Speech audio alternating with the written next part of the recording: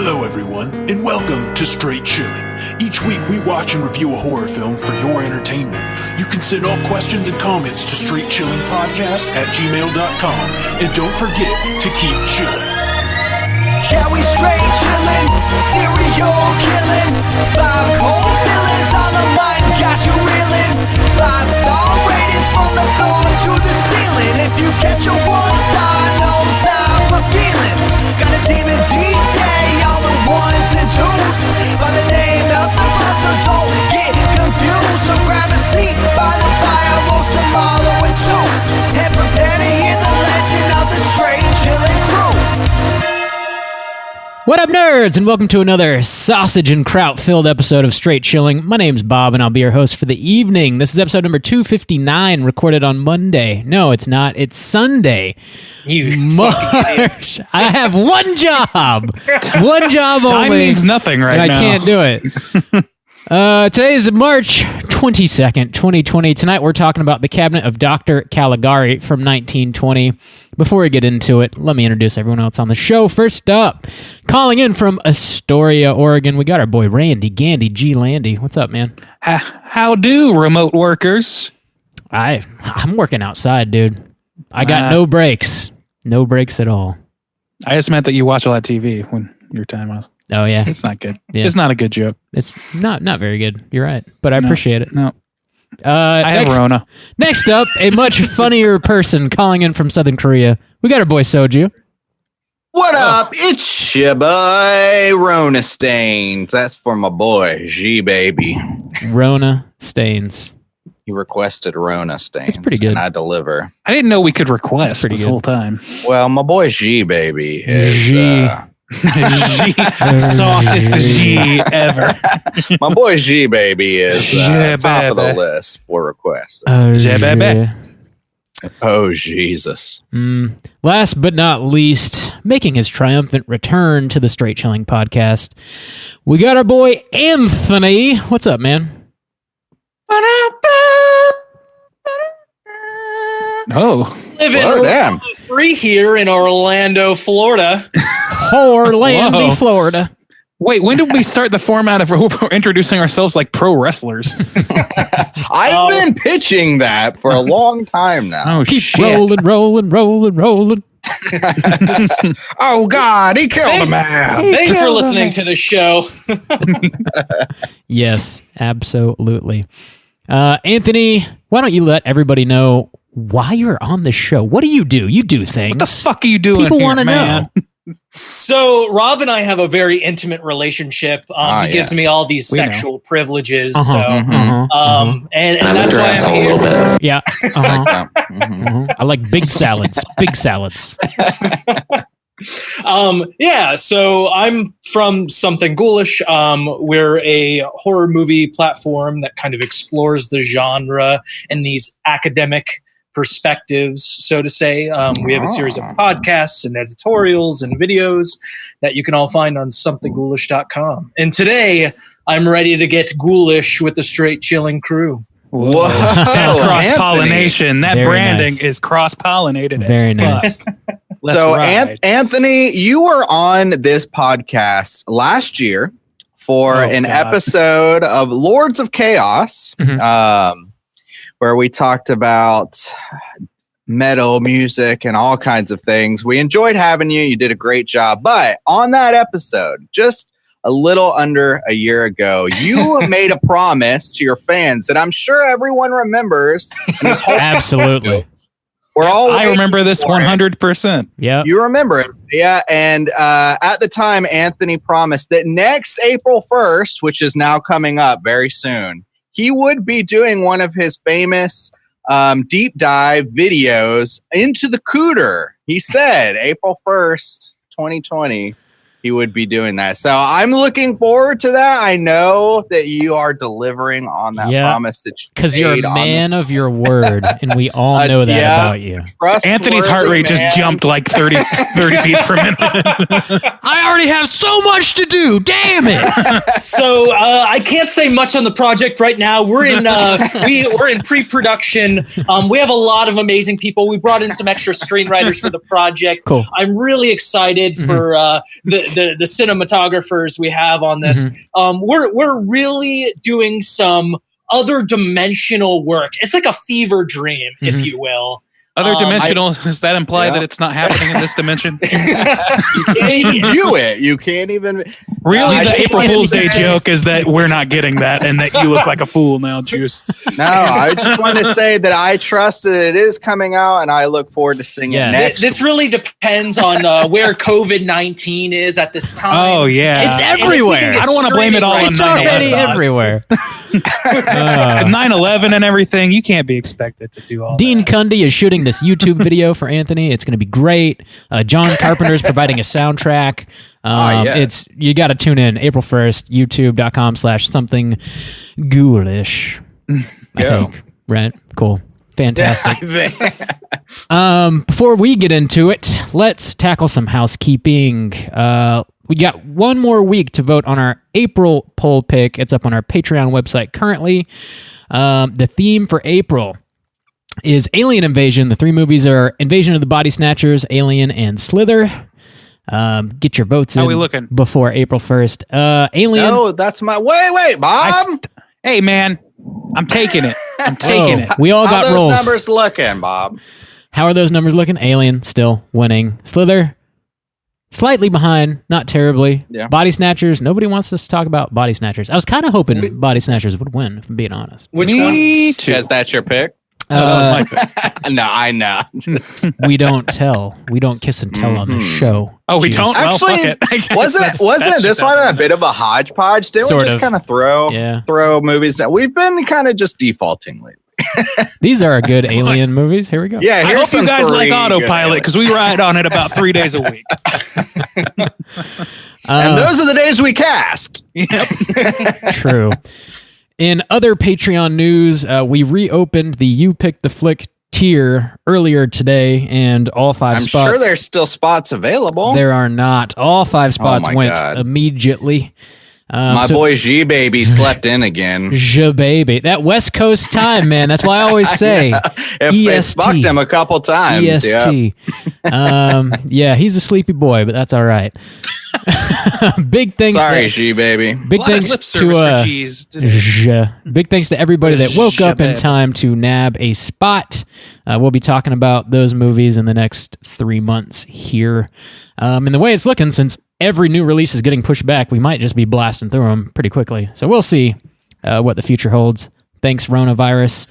Last bit of Patreon news. We got a brand new Patreon supporter. Actually, he's rejoined the fold. I want to give a big nasty shouts outs to Gary Lugosi. Thank you, do it. sir. As is tradition.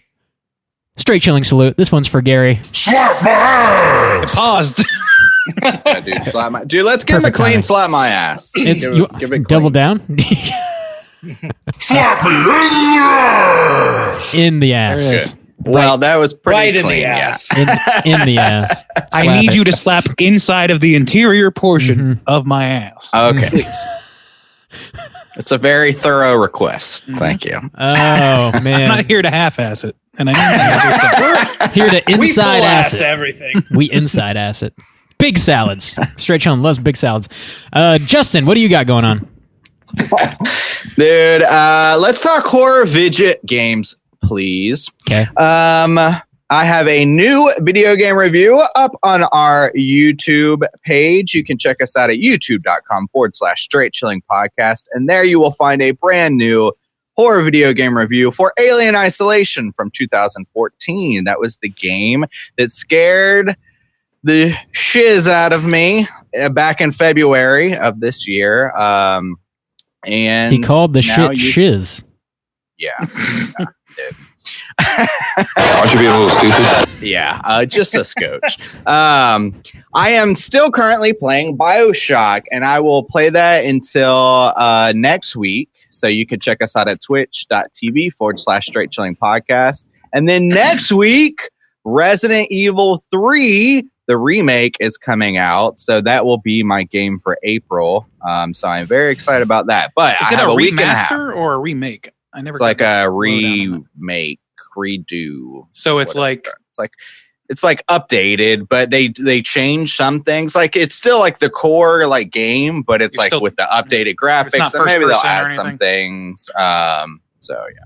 Gotcha. Okay. Same thing they did. They did the same thing last year with Resident Evil 2 remake. So yeah, like, Grandpa. Yeah, you old man. Get off my ass, boys. This ain't Pong. You kids are just too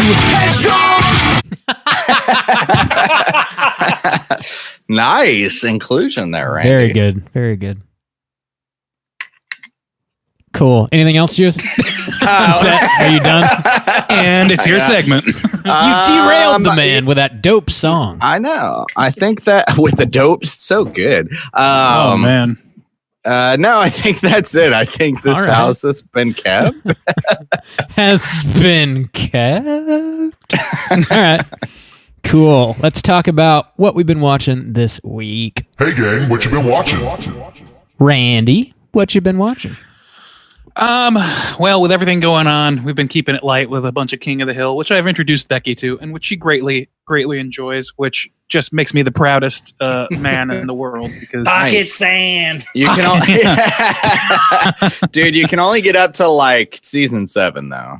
We're about season 5, so we got a little in the tank still. I haven't gone past that yet. I heard that once Tom Petty starts getting involved, it gets a little iffy. Oh my lord! As much as I love the man, pour one out. But yeah. Let's see. So other than that, though, the only thing that we've really started that was fresh for me was American Horror Story 80. It's 84, right? Yeah, 1984. I always fuck that up. Oh yeah, is that the newest one? It's the newest one, and we've got a few episodes in, and I'm actually surprised at how much I like it. I feel like the slasher format is a really good choice for the pacing of that show, which normally just sticks in my craw really badly. Right in there. Grandpa Randy. You gotta slap it out. It's just kind of like in other, I remember like in Asylum in particular, just shit would keep happening. Yeah. And shit was just thrown against the walls. And that's sort of like the overwhelming feeling I have about the show in general. Yeah. So I skipped several seasons, but I was interested in this one and I finally got a chance to watch it. And I think that it actually is a perfect match for that. Like so far, I love it. Yeah, you're still in the first half though. I know, which is always where it looks the strongest. Yeah. It's always strongest up in the first few episodes, but I'm going to be bold. I'm going to be a little, I can't do it. Can't talk and coordinate at the same time. Oh man. I'm going to be a little headstrong and say that it's so far so good. And I haven't really read any sort of reaction on it. I remember Roanoke got a lot of backlash. I remember most every season has some level of backlash from a group or two. In this case, I don't know what that landscape looks like culturally, but I'm enjoying myself with it. And I was really surprised that I did. Sweet deal. That's it. Yeah. Right. Juice, what you been watching? I watched Kingdom season 2 that dropped about a week and a half ago on Netflix. It's that Korean zombie film that's kind of like set during like a medieval period. It's about 6 episodes. They're a little bit shorter than an hour, so it doesn't take too long to get through. And it really picks up. If you like season 1 of that show, then it picks like right back up there. And it mostly centers on like the same kind of characters, same conflict and everything. So it's really just kind of a continuation. And that show, they do a lot of things well, but there are like some specific, like the cinematography in that show is like beautiful. There are, in this season in particular, there's like certain like key scenes that just look phenomenal. Like they just look really great. And I think they do a great job like with the zombie. Again, I know we've talked about it being kind of like worn out a little bit, but they're sticking with that kind of like Train to Busan zombie where they're fast and they swarm a lot. And but it's just during medieval times, so they're like fighting them with swords and shit. So it's pretty cool. So I finished that. I enjoyed it. And I also have been watching a show called Street Food, which Bob, I think you watched and you've mentioned before, because I saw the episode on Osaka where the guy was cooking with a blowtorch and he was literally just dipping his hand in ice water. Yeah, that's awesome. And then just like putting it under a blowtorch. And I remember you mentioning that, and I was like, oh my God, that shit is nuts. Yeah. That dude cooks with a blowtorch, and instead of using tongs, just moves the meat with his hand Moves after all the dipping meat. it into ice water. Don't we Just all? moving meat. Yeah. So that shit's Christ. bonkers. So I watched, I still got a couple to go. There's only like 6 episodes, I think, but I watched the Philippines one and the one in Seoul. And I've been to that market where they cook or whatever. And I watched one more, Osaka. So I got a couple more episodes, but that was pretty cool. Pretty interesting. Old street food. Yeah. But yeah, that's about it. The old meat movers. Cool. Yeah. Anthony, what have you been watching? I just finished the new season of Castlevania. Yeah. Oh God, I fucking love that show. Shit's dope, man. It is It's really so good. And then last night, actually, I watched The Platform. Oh shit! Really? Yeah. I've heard that's pretty brutal. Yeah, it's kind of intense. There's a lot to it. There's some cannibalism going on. There's some socio-political themes, Cool. some religious texts, some literary references. It's this kind of huge cocktail of a very weird sci-fi dystopia. I think it's a French film. I think it's originally shot in France and then it's dubbed on Netflix. I highly recommend it. I know some people are enjoying it, some are not liking it as much, but usually that's a good sign when a film kind of divides people. You get some interesting conversation going around it. So highly recommend that. Sweet deal. Anything else?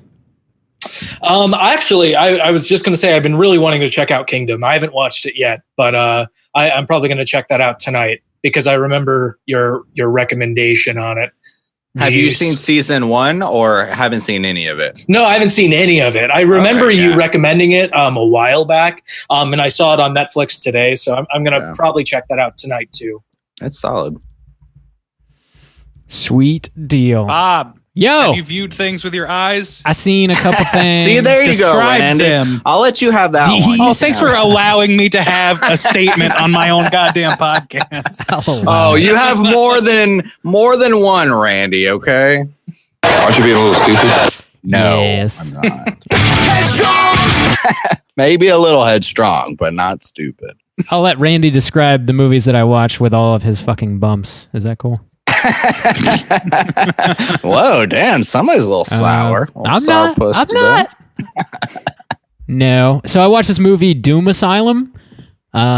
Which was Doom, you say? Doom? Doom Asylum from Doom. That's a good film. from 1988, which is released by Arrow Video.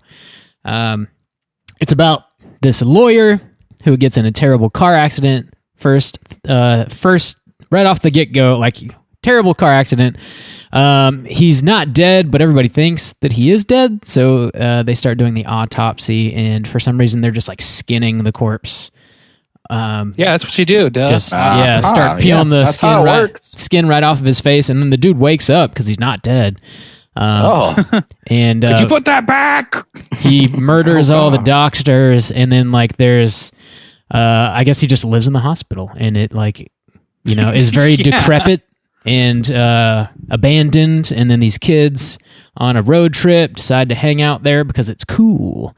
And then they just get murdered one by one. It is. So he just stayed there for years. Yeah, just Nobody ever checked in on that hospital ever He again. never, except he for never his went back to teenagers. his life after he woke up from death. So obviously, this was a Best Picture winner, right? yes, 1988 Best Picture nomination, as well as Best Director. Waste of time. Rob, how's this Rona-virus affecting your Blu-ray hoarding? That's actually a fair question because I think Amazon they're not getting any like new products unless they're essential.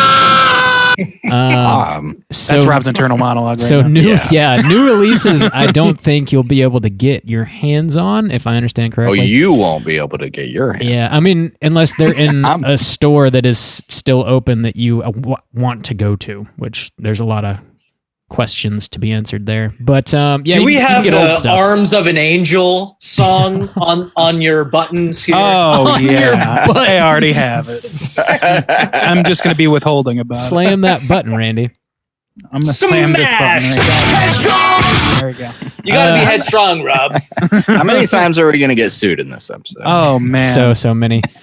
Doom Asylum is hilarious. It's got some of the worst acting I've seen in any movie. It's got that chick from Sex and the City in it. It's her very first movie. Kristen Davis. Which one? Okay. The brunette actress is her first movie. It's got a lot of gore. It's very enjoyable. If you want some pretty hammy 1980s slasher gore, I recommend Doom Asylum. Nope. No, that's not what I want. I also I know that's not what you want. I also checked out that documentary about Al Adamson. It's called Blood and Flesh: The Real Life and Ghastly Death of Al Adamson. It's on VOD. It's also getting a physical release put out by Severin, and it's also going to be included in that massive 32 movie box set that's coming out from Severin as well. I'd never heard of this guy. Rue he's- Morgue did a movies. piece on him in their new volume, right? Who did? Rue Morgue? Rue Morgue. Yeah, I think so. This name was totally unfamiliar to me until Severin started putting out all these images of this massive box set, and I was like, "Who the heck is this dude?" So he's like a B horror movie director. He made a ton of movies back in his day. He's known for doing it, dirt cheap and turning profits. So the documentary essentially covers his career, and they talk to a lot of actors and cinematographers and editors and all these people that he had worked with over the course of his career. They talk to his wife, his friends. And then the last probably 20 or 30 minutes of the documentary, they sort of transition from all of these movies that he has made, and they get into his real life murder. Like this guy, they say it in the documentary, is like this horror movie director basically meets his end in a true horror movie way, and it's just sort of uncanny and strange how it all unfolds. So Don't spoil this historical event for us, Bob. yeah, that's all I'll say. I did enjoy it. It's like I said, it's on VOD for rental. So if you're sitting around the house, self-quarantining or social distancing or whatever, I recommend checking out Blood and Flesh. It was pretty interesting little documentary. So that's what I've been watching. Wow. Let's go ahead and get into the main event. We're talking about the Cabinet of Dr. Caligari. Starting with the back of the box. What's on the back of the box? I don't think this film had a back of the box. Yes, it did. Anthony, you don't know. I have the box. You are reaching an apex of sexuality right now, my friend. You need to Am I dial turning it you back. on? Am I all making in you eyebrows. Randy? I don't have enough room for the boner under my desk. It's just not Soil enough room. exclusive. You gotta get one of those stand-up desks. You can ratcher it up. You can get higher. Well, don't with worry. the boner. I've got a, shall we say, a device for that right now. Shall we say? Shall we a say device. things are happening? It's just a big hole in the desk. You just drilled a hole. Happening. Oh, YouTube exclusive. Randy's Wiener's lifting his laptop. All right, we're talking The Cabinet of Dr. Caligari from 1920. This movie is a cool century-old, directed by Robert Vane. I'm going to assume is how you pronounce that. So the You're German, Bob. You should know. Come on, Rob. Yeah. Mr. Knopf. Whatever does he keep inside of his cabinet? Yeah. Herr Button. I want to know, don't you? Jesus Christ. Thanks for having me on, guys. Peace out. Sorry. It's been great. Gotta go. I think I just caught a little bit of the Rona. Coming down with the Rona. The synopsis is as follows. Hypnotist Dr. Caligari uses a somnambulist Cesare to commit murders. That's not a particularly great synopsis. Thanks, IMDb, for nothing. For nothing. So, have you guys seen this movie before? Would you recommend people check it out? Randy?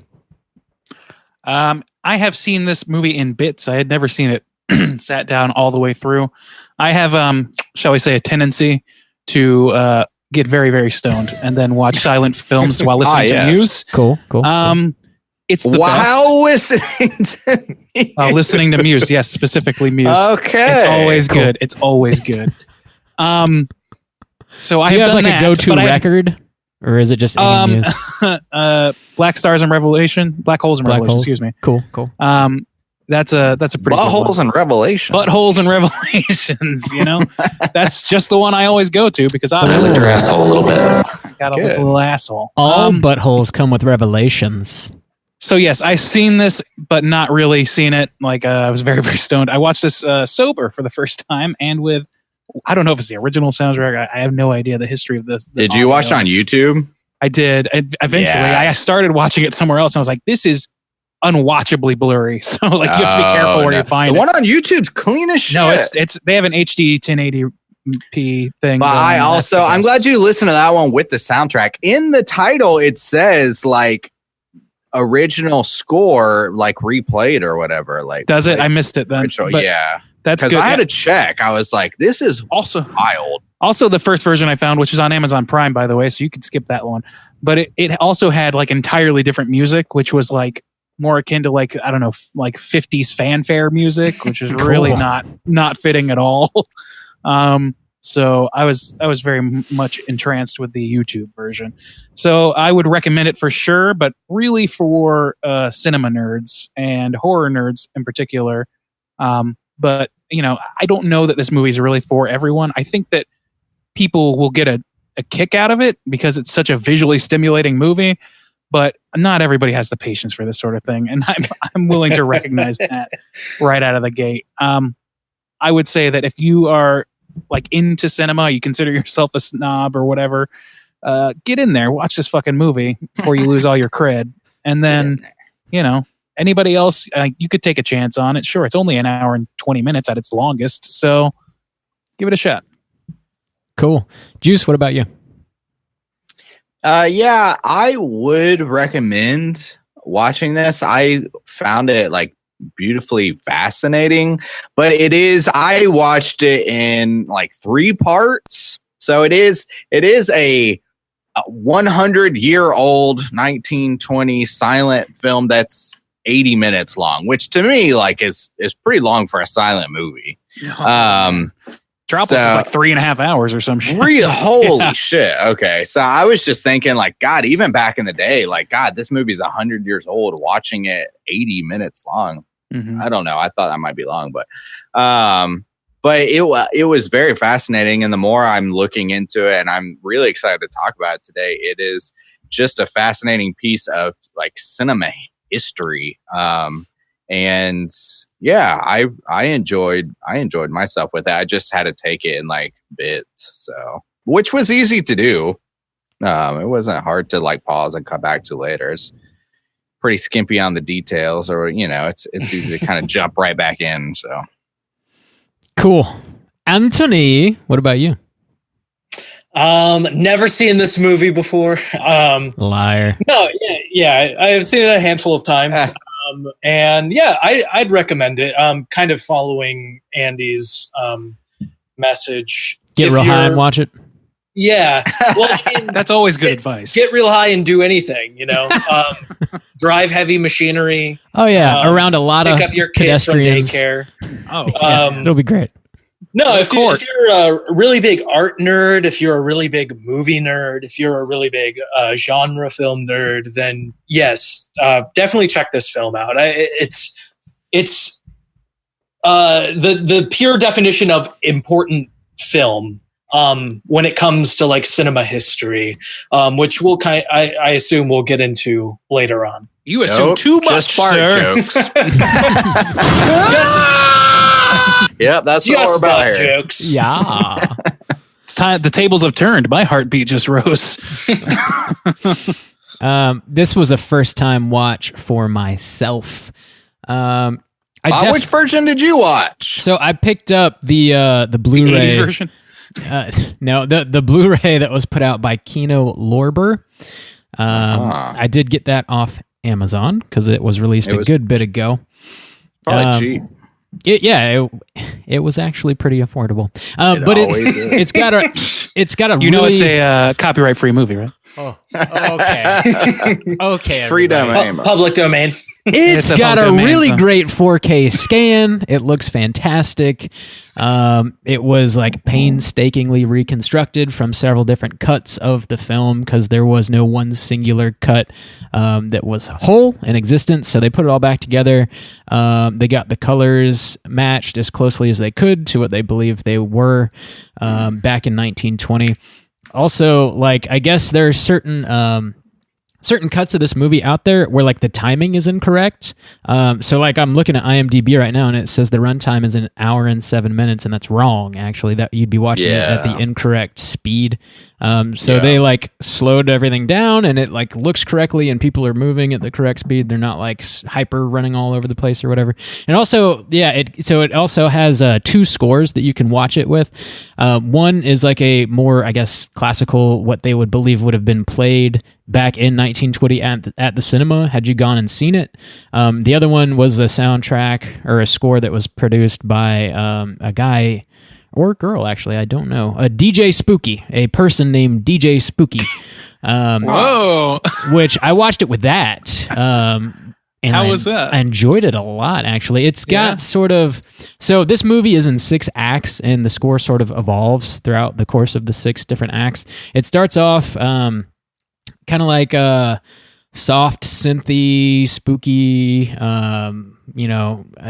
not super structured. And then it, like, as it goes and the mystery is afoot, it gets sort of like detective jazzy a little bit. Like, okay, we're sort of trying to figure this out and put the pieces together. And, I don't know. I thought it worked pretty well with the movie, and I thought that was a pretty cool little bonus feature that came on the disc. Also, it's got an hour-long documentary, so if you want to pick it up, Kino Lorber did a really good job on that. I definitely recommend watching this, specifically if you're like into cinema history or horror history in general. This movie is kind of a big deal. It's hyper influential, so if something like that sounds interesting to you, definitely check it out. All right, dropping that spoiler warning on a 100-year-old movie. Here we go. Spoiler warning. I can't believe he was crazy the whole time. Yeah. This movie has pretty good claim for a spoiler warning, I gotta say, more so than a lot of. I was surprised. I honestly didn't. True. I didn't know. And then I was like, I bet this blew people's goddamn minds 100 years God, people's ago. tits were popping watching this. Like, that movie. was not the thing. Can I say though that this whole time I was watching this movie, I could not separate the main character of Dr. Caligari from Danny DeVito. Okay, I had the just same couldn't. thought, specifically because while watching this movie, I was like, Tim Burton loves this fucking movie. Yeah, he has absolutely. to. And then as I was watching it, I just kept thinking of fucking Batman the whole time. Yep. I was like, this is fucking really? Batman. Damn. Oh, well, yeah, that I guess that follows. Yeah, they probably did, like model Cobblepot a little bit after this. I wouldn't be surprised to hear that. Interchangeably, I just kept thinking like, oh, this is Frank, or oh, this is the Penguin. Like, I mean, it was just he didn't boil a single denim the whole course of the movie, though. He didn't. I mean, you Not could a even complete- line up Edward Scissorhands and Cesare side by side. Totally could, Yeah. Tim Burton definitely took a lot from the Expressionist style. Oh yeah, like those crooked hallways and crooked windows. Like that's, I mean, the that's roofs and everything, modern the way viewers, the town looks. modern like film people, or not even film, like modern audiences probably recognize that as a Tim Burton thing when it's really German expressionism, which is just so far in the past that it's just not in the collective conscious about film. We're changing that today, right here, right now. Yeah, we are. It's time We to do are our duty. changing the culture. Single-handedly. We can fix that quicker than God makes poor folks. And that's pretty goddamn quick That's these pretty days. quick. That's pretty quick.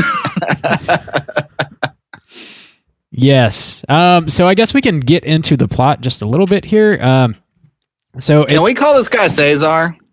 Yeah, sure we can. Yeah, well, I don't know why not.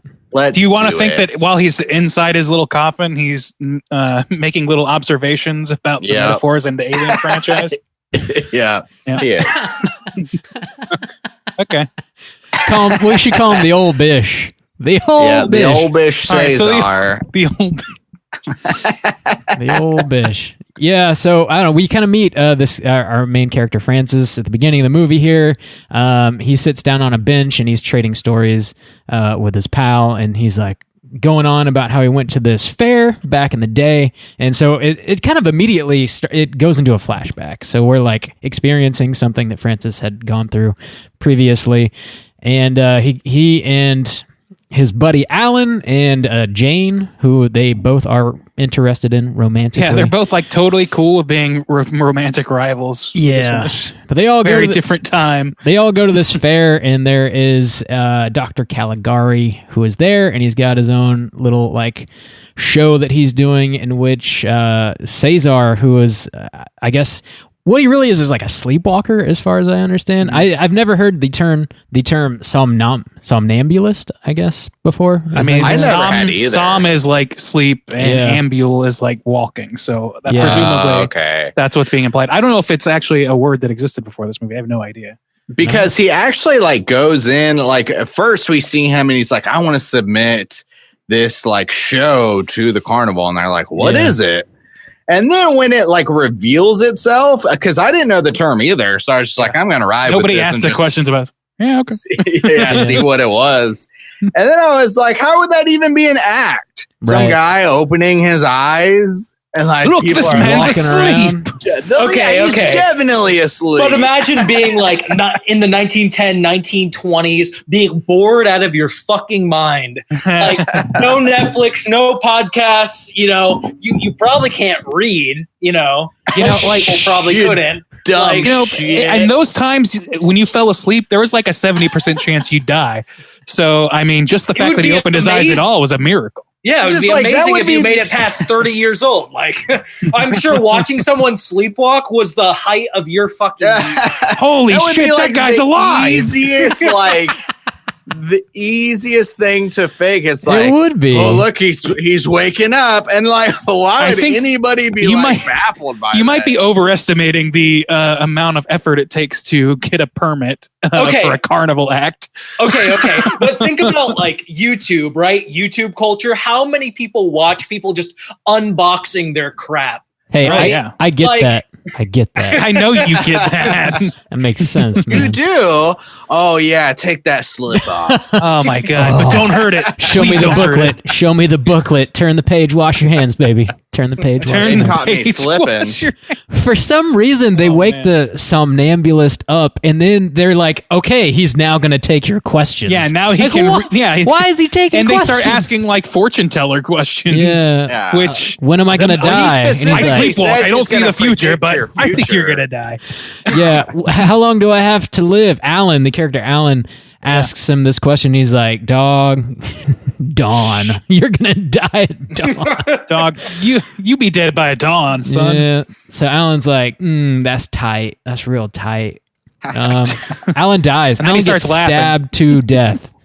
We see like a silhouetted figure murder him in his bed. So the prophecy comes true. And pretty much they're just like, there's a string of ghastly murders that happens throughout the course of this movie. And we're, of course, suspecting that Caligari's behind it. We follow some police officers as they sort of get involved with Francis and Jane, and they're trying to figure out who killed their friend. And it's just sort of like a whodunit, even though it's kind of obvious whodunit. And then, of course, we come to the end of the movie, and there's kind of a double reveal, I guess. They pull the carpet out from under you twice, which again, I imagine back in the 1920s, you're like, holy fucking shit, this is pre-M carpets. You haven't been Shyamalan yet. This is the original Shyamalan. I mean, even 100 years later, I was like surprised because with like older this and films Owl like Creek this, Bridge. like you don't really know what to expect. Right. Like, I don't know what I'm going to be getting, but to be like, oh, this was the OG. A lot of times Shyamalan. they don't go with very complex stories a lot of the times in these early stories because it was for broad audiences. It was like, they could pick any apple off the tree at that point. And they went with this, which was like not. I wouldn't necessarily say that makes it more complex, but it's certainly like a first, or at least on the scale that it was. So I think like for that reason alone, it's a pretty remarkable movie. Yeah, it definitely is. There's way more going on in this plot wise than I would have anticipated. But there's I guess an insane asylum or some sort of psychiatric hospital, a quackery in the town, a quackery.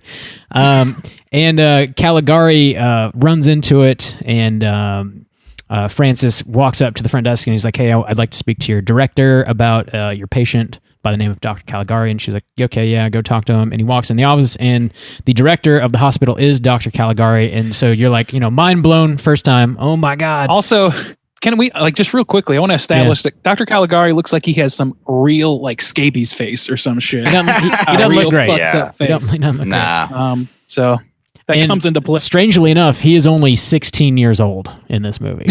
Oh, it's crazy. Wow. It's crazy. How old is everybody else? 10? Yes. Mm-hmm. Roughly 8 to 10. Aren't you being a little stupid? Not at all. It's a different time. Century ago. The roaring 20s.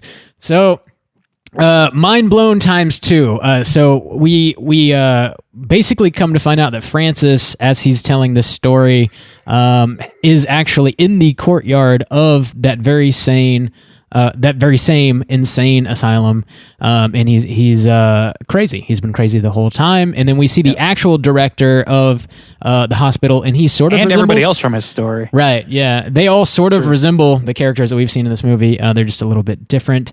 And the director of the hospital, as he finds out what's going on inside of this dude's head, this whole plot and everything that's happened, says like, "Oh, okay, now I know how to successfully treat this man," and then kind of roll credits from there. So mind blown yet again. That's roughly the plot. So he was crazy the whole time, or was he? Let's discuss. Right? Was he crazy the whole time? Probably. I don't know. Probably. Probably. So I don't know if I should tell this piece of trivia until after we discuss that at first. Let's go through it. So the end of this movie seems to be sort of implying a couple different things. It's well known for being very ambiguous with its Shyamalan pull. So it's not a hard rug pull. It's more of like it just leads you to the question of, wait, so what was reality in this movie? And with this particular movie, I don't know that it really matters. Obviously it doesn't, because there's no hard answer and it's endured for this long. But the idea being that, okay, so was our narrator an unreliable narrator who was in the loony bin or the quackery, whatever they called it back then? Something less genteel than we use now. I'm sure. Less genteel. So anyway, but we've grown soft in 100 years. Oh yeah. The question becomes like, okay, so you're led to believe, okay, so this is an unreliable narrator. He just villainizes the director of operations at this place that's holding him captive, so to speak, because of his illness. But then the last shot of the film is Dr. Caligari, or whoever his real life supposedly double is, who is cleaned up and has no scabies face. He sort of takes a look at the guy and turns to the camera and gives this little quick monologue of oh, I see. He thinks that I am the fabled Caligari. Well, I think I know exactly how to fix him. And then they tighten up on his face and he just kind of gives a dead-eyed stare, and that's it. Not even a smirk, not anything. So in another movie, in any other movie that you would watch, I would take that as an implication, and I do in this case too, that potentially there's even more to the story that we're not privy to, and this guy still has some sort of mischievous deeds up his sleeve, or is at least not a good guy. One thing I thought would be kind of cool once I realized that, I was like, oh, because it does lead you to believe that maybe he obviously, I feel like the story was imagined, but then this guy's an insane asylum, and I was like, what are some things that happened? One, his friend was murdered or whatever, and then the girl tried to be murdered, but she was kind of roughed up. She tried to be. She was. I mean, she tried to be. Tried to be kidnapped, actually. Yeah. And I was like, what if it's this guy? Okay, so all of that, and the carnival is is not real, but what if the director, especially like back in those days when there wasn't like the regulations and stuff, what if this guy is a patient and he is villainizing this director because of the things he sees in the asylum? So, okay, he wasn't actually controlling somebody, but in a certain way, if you look at these, you have 4 patients that are occupying the actual insane asylum. Francis, his friend Alan, the girl Jane, and then the guy who's sleepwalking. They're actually there when the guy comes out of his like storytelling, and it's like, what if Alan this is not? I don't think. I think Alan was. Was he? Maybe I missed him, but I looked. And I thought he was, but I was like, what if this is like the way of this guy like interpreting or trying to process the abuses that they're like receiving in this asylum? So yeah, he's not actually like hypnotizing or controlling anybody, but you're in an insane asylum in the 1920s, and this director seems kind of devious at the end. So maybe it wasn't played out this exact way, but it wouldn't. I don't think it'd be too far of a stretch to think like an interpretation of a sick mind, theoretically. Yeah, exactly. I think a part of the reading of this film, you can't read it straight on, and you could kind of go on back and forth forever about, oh, are they crazy? Are they not? Like, a lot of this film is kind of pure subtext in a way, and having almost like that historical framework of the time of when it came out was like kind of super important. It really is, especially as a viewer. I was just agreeing with you. Go ahead. Oh no! I was finished with that part. Oh, okay. Someone did. So yeah, like I guess to build off of that, I was really interested in learning a little bit more about this movie from people who know a little bit more about the historical context of it. So I watched a few academic bullshit videos on YouTube. That's academics. Yeah. Well, I watched this one with a couple of like silent film experts or something like that, and they were talking about specifically that this movie is widely interpreted via a book called From Caligari to Hitler. Right. That this movie was specifically geared towards being an allegory about like the war, the World War I, not World War II. This is pre-World War II, obviously, but as a result of the war, and the role of the doctor is that of the authority figure, the country, the people leading the country, leading young men in the form of Cesare or the old Bish into a situation where they are both gonna die and they're killing. And with the scale of World War I and the absolute brutality of it, it's tough to imagine that German audiences wouldn't have that floating in their mind just a couple years later or whatever it was. Yeah. So the idea that it's a kind of a loose thing, and I don't know the extent of it, but that's a huge, like almost unmissable interpretation of this movie that seems to be pervasive from what I've read. There are films like Golem and Nosferatu and M and Metropolis and Dr. Mabuse, where a lot of it is that is the focus, kind of the obsession with tyrannical rulers, in a sense, from a German cultural living perspective. Now, to put that into context for this movie, this was like the most interesting thing I heard about this movie. And it's a little bit of trivia, but I'm going to go and drop it now because it's vital to understanding it, I think, which is that there is actually a schism amongst the writers of this movie historically about whether or not they wanted that wraparound. That wraparound was actually Fritz Lang's idea when he was on the project. And then that got moved forward by the time the new director came in, whose name escapes me. Robert Fine. So he's like, he wanted this wraparound thing, and they wanted the little bit of a rug pull at the end. But the original writers of the film, really did not particularly see it that way. They thought, because like in their minds, this is the argument that I heard, which is if you make the narrator of this story about a tyrannical leader sending a dead man to kill young people indiscriminately, if you take that and then turn the tables and make the tyrannical leader actually a good guy who's just trying to make the insane ramblings of a narrator make sense, like that completely, it declaws the whole It's fake precept news of the movie, basically. Right. They wanted to, the writers were very much against having that purely because it, as much as it like added a thrill for the audiences, it undercut what they considered to be the point of the movie. The So I thought that oppressor was pretty the good guy the whole time. Yeah, it turns out. Yeah, exactly. So, I mean, it is interesting. And like, that's, like I said, like, I want to know more. I want to read this book, Caligari to Hitler, to find out how we get to Hitler from that. I want to know exactly why this movie mattered so much in that development. I think in Caligari to Hitler, one of the points is like Hitler being kind of the part of the apex of like German tyranny, right?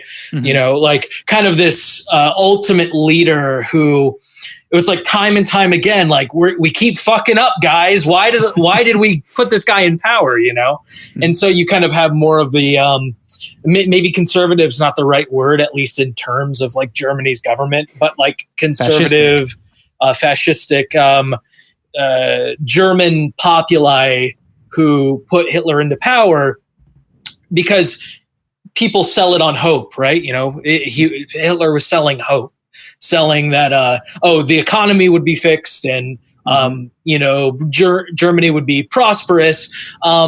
But time and time again within like German generals and other leaders, like it's something that Germany has always had a problem with historically.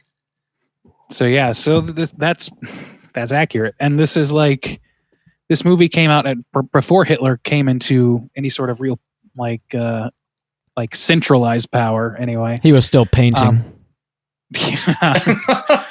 He's still, still doing watercolors and shit. Yeah. I guess at that point, he was such a sensitive artist. So is George Bush. Good dudes. I know. Good dudes. I guess at that time, Hitler would be fighting in World War I, or at least just coming out of it. Yeah, he was involved. So like, I don't know exactly what how this movie plays in with that interpretation, but I thought it was really interesting to put this all into that historical context that's like unavoidable for that in the short film or whatever, not short film, excuse me, the interview that I watched, they made a specific point that at that time, 1 in 5 young men of war fighting age had died, and another one had been maimed horrifically. So we're talking about people who, he said like what they said was, if you had 5 guys sitting at a pub in 1919, by 1920 or by the year later, there would be 1 missing and 1 severely crippled in some way. Yeah. So, I mean, that's time to scoop up the ladies. Yeah, that's just the takeaway. Singular mind. Takeaway. Someone lick your asshole a little bit. Hell yeah. Big sound. Someone I just got an extra 2 ladies. Some schnitzel and 1.5. have a party. So yeah, yeah. So like the idea of declawing this idea of tyrannical rulers leading, young men to death, it kind of like brings that idea to a head. It's like, yeah, well, it's a shame that they did that because of what is eventually going to happen to that country in a few years from this point. So I don't know. I know the screenwriters themselves both fought in World War I as well. And I think that's partially where the inspiration came from to write this story. Yeah, I would think so. I mean, how does that not envelop your whole life if you've lived through something like that? So Right. Yeah. Isn't this like well, now I was going to talk about like the horror aspects of this and like kind of where it comes, because a lot of it, so I know like Tim Burton has kind of like taken the style, but the distortion of the world and how it feels less whimsical, and the way that they do just like the shadows and the single shots where the camera like doesn't move, and it's like, I don't know, they bring the shadows in, or even the guy wearing like all black and like the eyeshadow they put around people's like eyes to like deepen them and things like that. It was like it was unnerving. It made me feel uncomfortable to like be in this world. It was on top of like, I guess I don't know the implicate or if there's any implication behind like the color, because it kept changing colors throughout, like the lens, but even just the shapes and the shadows and just it was like, I don't know, it made my brain feel like off balance. Like it felt very unnatural and very unnerving, more so than like a Tim Burton that I wonder now, because like I associate it as like kind of whimsical, because he did make like kids movies and stuff like that. But this literally like it did feel, I was like, God, this would like scare the shit out of people in the 20s, because it just feels like, even we were talking about like Metropolis, or you mentioned Metropolis a little bit, the way that world like kind of feels just unnatural. Like you don't want to be there. And it's like, oh, please don't make me like go to that place. It just feels so uncomfortable. I kind of want to be there, if I'm being honest.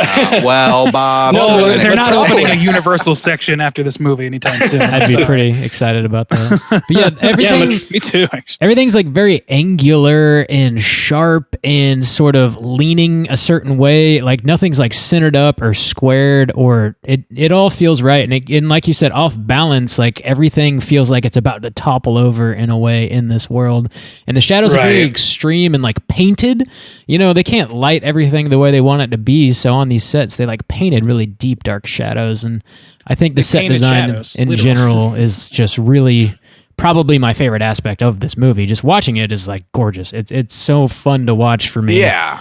And I didn't want that to be a knock on it. It's effective. I wanted it did. It was beautiful. It like I know it literally is. I wrote down everything looks like a painting. I now know that they painted like a lot of the backdrops, and with the, I guess you can't move the camera with it set up. Another thing is too, I was like, God, they spent, sometimes you'd only see a set like one time, like the carnival, where they go and you have like several like things like spinning around like or whatever. And I was like, God, we only saw that one time. Like how much time do they spend like painting and making that whole set or whatever? What's interesting, pretty remarkable. It is. And like there's another thing, another nugget from that interview I saw was that there's some suspicion that maybe the painting was also a cost-saving measure.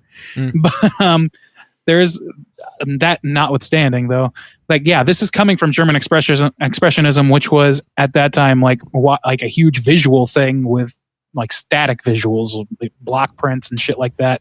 Like all these movies we've mentioned kind of germinated there a little bit. I see what you did. No pun intended. Yes, but let us germinate. I was also wondering too, like this is a new medium, like film and everything like that. And I was like, how much of this too is influenced from coming like the evolution? Obviously, you're still going to have theaters at very prominent at the time for as far as like storytelling goes. Like, what was our entertainment for this? Well, like and you paint like backdrops. So some of it felt kind of like that, like starting to like find your way in this new medium, but still kind of going back to like what you have and what you know, and that would be like theater sets that you would have. So some of it felt kind of like that.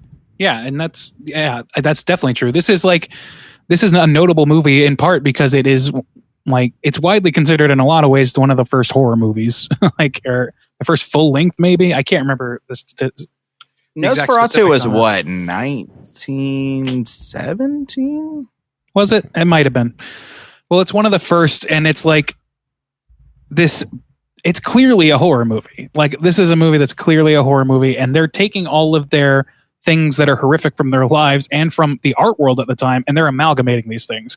So all of these like things, these things aren't whimsical. You're right, but it's because of the trauma that the countries had gone through. 1922 for Nosferatu. So this predates it by 2 years. So, I mean, it's just the perfect storm of very influential things coming together in a new medium. And that's why one of the reasons it's so notable. And it's absolutely the thing it's most known for. And most of these silent films that we've mentioned are known for is their visual quality and the ability of people in a protozoic level of film actually taking these ideas and you doing really interesting things that have at that time were impossible to do before. So they were doing them. Right. it's just filmmaking's petri dish, this film.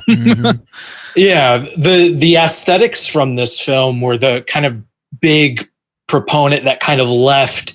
There was all these cinematographers from post-war Germany that were fleeing over to America, and that started working in Hollywood. And so you kind of, like, to use your phrase, germinating, there were these German cinematographers inspired by this work and the German Expressionist art movement. And that started translating into, the Universal monster films. And so you're getting kind of the first time, like basically the origins and setup and aesthetics of how a horror film should look. And a lot of that does originate from the Cabinet of Dr. Caligari. It does. I mean, there's a reason that when we think of horror, like just the word horror movies, and we think about where it came from, the first things that most Americans think about are the Universal horror movies, Universal monster movies rather. And there's a reason that those things are all very either European or Germanic seeming. Like they're either even like Dracula, which is set in like Transylvania, like that still has a Gothic castle in it. And that's, I don't know, there's this movie, I think, has like Anthony said, has just a ton to do with that. People saw what they were doing here and they might have dialed it back, but they definitely borrowed things from this movie and its ilk that came up later. Nosferatu as well does a little bit of this. Clearly Metropolis does a lot of the German, like these angular and very like visual feast for the eye sort of shots. Faust, same. I mean, all these movies, they lead right into what we know instinctually as horror movies. Absolutely. Yeah. Like even, going back to Nosferatu, there's that classic shot of you don't actually see him, but you see his shadow going up the stairs, like that's shadow play, Yeah. A lot of that is directly inspired by the Expressionist art movement. And the importance of shadows in Gothic filmmaking as well. Yeah. Andy has left the building. Oh, Randy's got better shit to do. One small little thing that I noticed, whenever Caligari approaches the town clerk in this movie to try and, I guess, get a permit to show at the fair, the clerk is sitting on this stool that's like unnecessarily high up. He's like at his little desk, writing notes or whatever he's doing. And it's just like little things like that throughout this movie, like add an extra sense of like danger, like unnecessarily so. Because like to get down from there, you would have to leap, or if should you fall, it would be like way more detrimental to your health than if you were sitting in like a normal sized chair. Just like strange choices like that might not register immediately as you're watching it, but it just sort of puts you on edge. I like that about this movie, and I think that's something that Tim Burton kind of borrows quite a bit from in some of his later movies anyways. That's a good point. And since you brought up that scene, I don't know if it has any kind of implication behind it. But it reminded me when you brought up that guy sitting in the very like high chair. He talks to the guy initially and he's like, okay, well, like, what do you want to submit? What do you want? And he's obviously like the authority figure, but he kind of ultimately, once he finds out like his details, he doesn't seem very impressed, and he kind of like brushes him off to like an underling. He's kind of like, okay, well, you go this way and I'm going to go do more important things. Well, that's the first victim too. Yeah. Was it? Yeah. The guy, the guy who gave him the permits, he was the first victim off screen. Okay. So maybe, I don't know if, I didn't register that, I guess. So I didn't know if that had anything to do with like, the feeling of like, I know, like even the idea of like later on Hitler playing like the victim, like, we've just been brushed aside and we're going to stand up and be strong men now. You know what I'm saying? Like we are the victims here. You could see that. Yeah. I didn't know. It's just something when when Bob brought up that scene, when Bob brought up that scene, it just made me think of that. One thing fascism doesn't love is a bureaucracy not run by themselves. So the ability to murder somebody who inconvenienced you at the DMV might be really appealing to a fascist. But it is the DMV. It is. It is. It would be hard for us to find somebody not getting murderous in a DMV line. That's fair. Exactly. But yeah, I don't know. There's some like there's a lot going on with this movie once you scratch beneath the surface. But really, the thing that like I think makes it so people are so aware of this movie is not so much what its subtext is. It's all about the visuals. It's all about, you know, this movie being as, I don't know, revered as it is as a result of the visual prowess that it shows, or just like the swings that it takes, and I don't know, the experience of sitting down and zombifying yourself watching this fucking thing. Yeah. One of the things I absolutely love about this film too is obviously if any of you have seen it who are listening, know that there's no talking in this film. A lot of it's just music and title cards. And so a lot of the performances are very kind of big and bold and dramatic. It's very much like a play. And that opening moment of Cesare waking up for the first time, and you get this close up of him just kind of realizing, and his eyes are wide.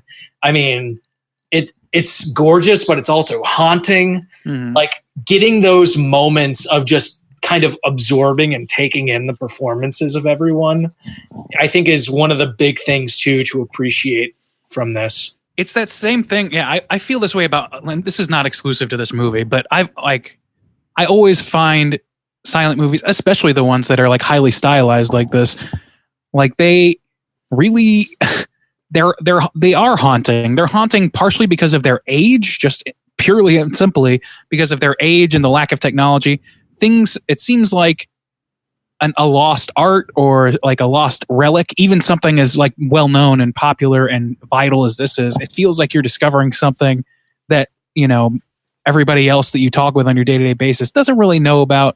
So there's almost like a little, I don't know, there's a little thrill from that, but it always seems like there's something menacing, a menacing story behind every action. It kind of seems like, which is why I get stoned and watch these movies and listen to Muse and get terrified, which is great at portraying underlying dread. So, I mean, I love it. I love that aspect of it. And that's why, and it's not, like I said, it's not just this movie. Other movies have that too. Even ones that are like vastly inferior to this movie, I can still get that same thrill.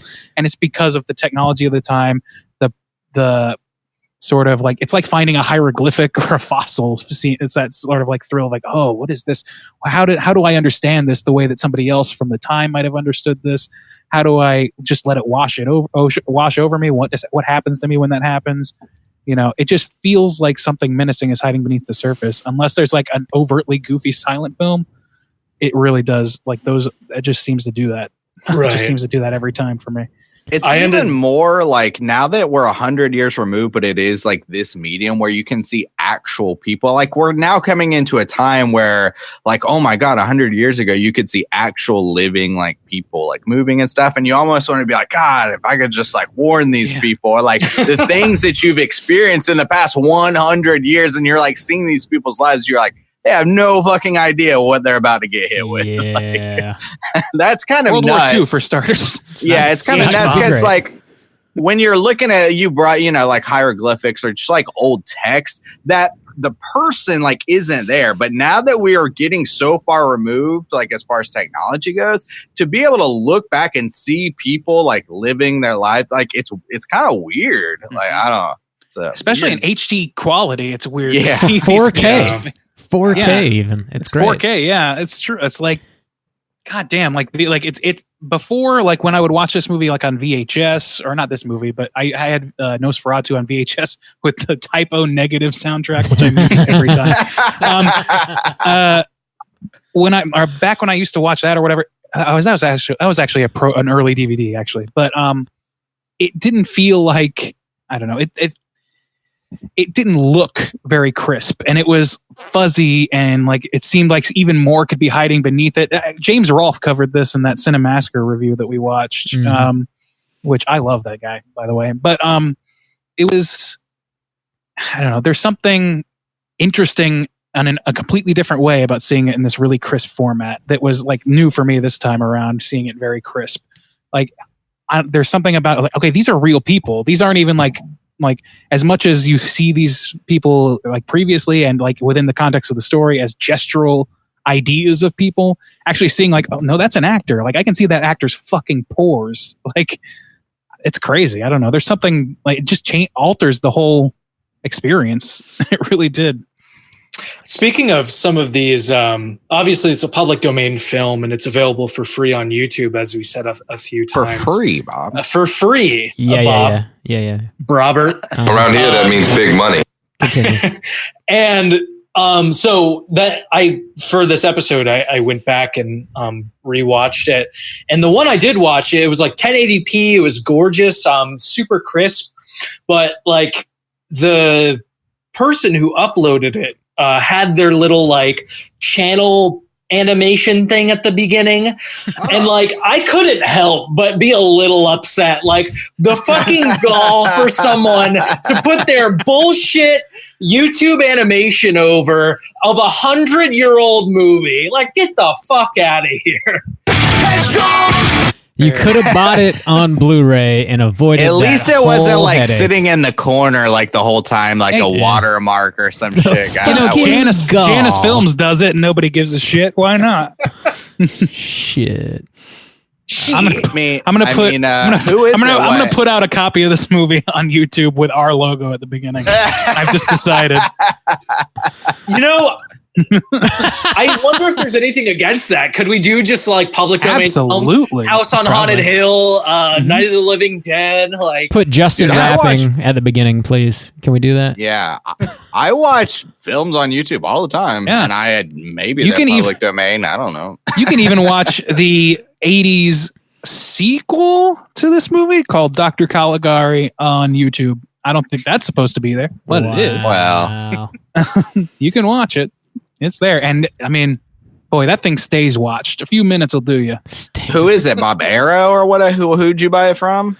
Who released it? Kino Lorber put it out. Yeah, I mean they're out here selling this free movie for like probably like $69. $69.99 with that holographic slip that Bob loves so much. Got some lenticular covers going up. That holographic slip has more technology in it than the whole filmmaking process. Sure. There's more memory storage in that holographic slip than in the whole disc. Is all right, Bob. One thing I wanted to mention as I think we're kind of wrapping up here is like as I was watching this movie, I was like, I found it interesting that like it seems as though carnies, like carnival workers or like fair workers, have always been sort of spooky in a way, or maybe untrustworthy or something like that. And the way that this movie sort of plays into that, when you first meet Caligari, you're like, okay, this guy's pretty terrifying. Of course he's a carny. It just makes sense, right? But as the movie evolves and you come to find out this guy is actually just sort of a normal person, quote unquote, in real life, who's being perceived as spooky, who actually has like a fair amount of authority, and he's just sort of infiltrating this fair and murdering people essentially for his own amusement is like kind of an interesting way to portray that, instead of like probably the more easy, lower hanging fruit way of just like having, like a gypsy guy who, was wronged and then curses this person to sleep forever until he wants him to wake up. Like in the last movie we covered.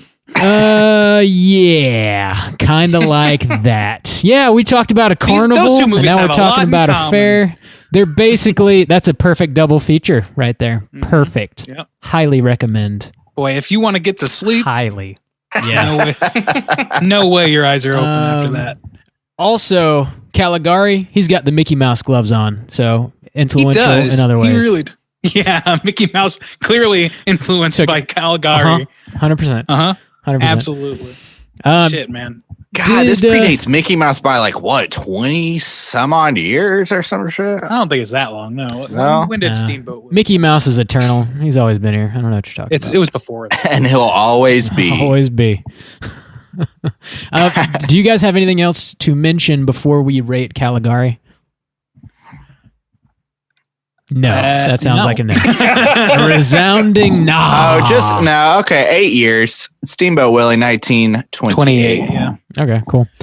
Well, let's rate this bad boy out of 5. Randy, how do you feel about the Cabinet of Dr. Caligari? I don't know what this accent you're doing. Yeah, it's not German. really I feel like it's German. pretty I obvious. don't think it is. I mean, it's maybe it's really more sexual deviant than it is German. Yeah. Germans are sexual beings, Randy. Wow. Well, sexual. Okay, I thought you were going to say sexual deviants. Oh, no. Whoa, that's a. We don't kink shame. Whatever. You're doing a racist right now.